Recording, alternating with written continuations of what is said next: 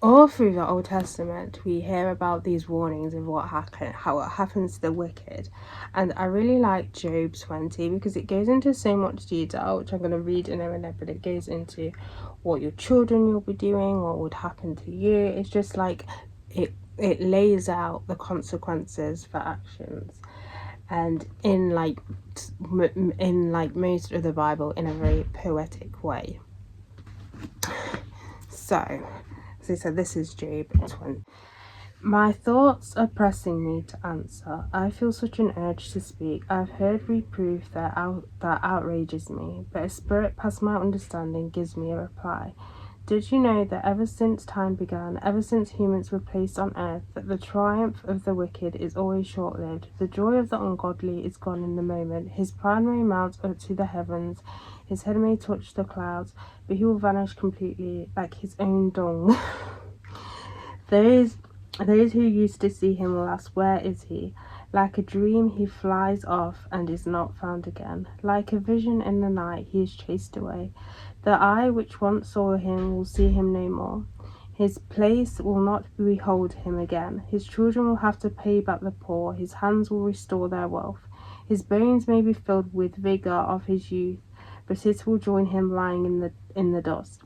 Wickedness may taste sweet in his mouth, he may savour and roll it around on his tongue, he may linger over it and not let it go, but keep it there in his mouth, yet in his stomach his food goes bad. Before I carry on, what I really like about this is that how tempting sin is. Like, it's so tempting. That's why, we deal with kind of this war between our flesh, and how the things that we do, the bad things that we do, sometimes it's so tempting and it's hard to fight off, and you get those people who just still cling on to it because when whatever they're doing, it feels good to them and it feels like it is satisfying and it's sweet, but actually it is not. It is rotting away inside of them. Anyway, I'm going to carry on. It works inside him like snake venom. The wealth he swallows, he vomits back up. God makes him disgorge it. He sucks the poison of asps, the viper's fangs will kill him. He will not enjoy the rivers, the streams flowing with honey and cream. He will have to give back what he toiled for. He won't get to swallow it down.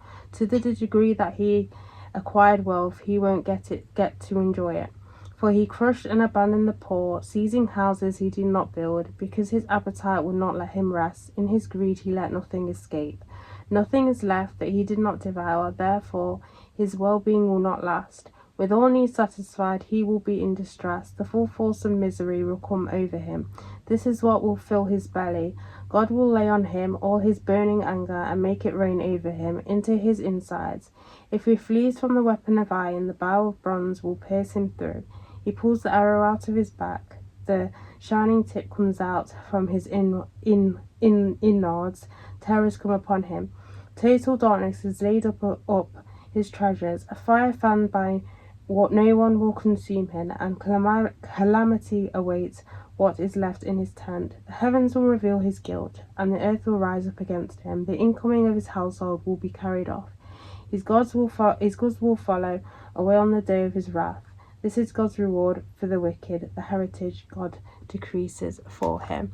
Now, sometimes we seem to think that God's not like that anymore. Like, all the things he says in the Old Testament, all the things that he's done since Jesus has come, that is not that kind of thing. But that's not the case. This still applies to you if you're living in sin, if you're living richly, you're not sharing your wealth, you don't know Jesus. Or you know Jesus, but you're blatantly disregarding what he wants for you and disregarding his law. But this will happen to you. Just because it's not in the New Testament as much, or is mentioned as much, it doesn't mean that we discount all the things that are said in the Old Testament. Because the Old Testament is a way of also looking back at like the old commandments and how we were unholy and how Jesus came, because the chances of us being unholy and all the sacrifices we're doing were never enough. But things like this, where his warning of damnation towards the people living in sin, that still applies. This still applies. This will still happen to you. Don't think that the Old Testament is all wiped out and it doesn't apply. It doesn't matter. God's changed since Jesus came, and he's the same vengeful person. He's the same person. It's just that now Jesus acts as a what do you call them again?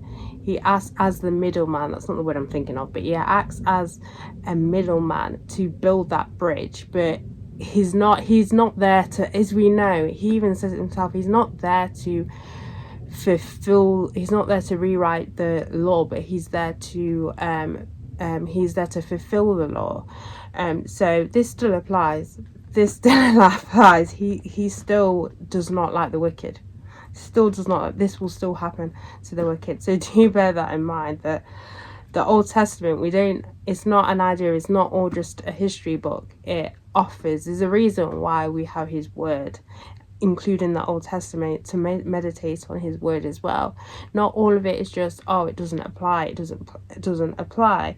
It's just for us to read and like meditate of what happened in the past. But actually no, most of it still applies, especially when it comes to God's anger towards the people who continually disobey him. Is still there. The only difference is that Jesus is now there to wipe all our sins away. But as I said, God's still, his God's ways never change. His word never changes. So do bear that in mind.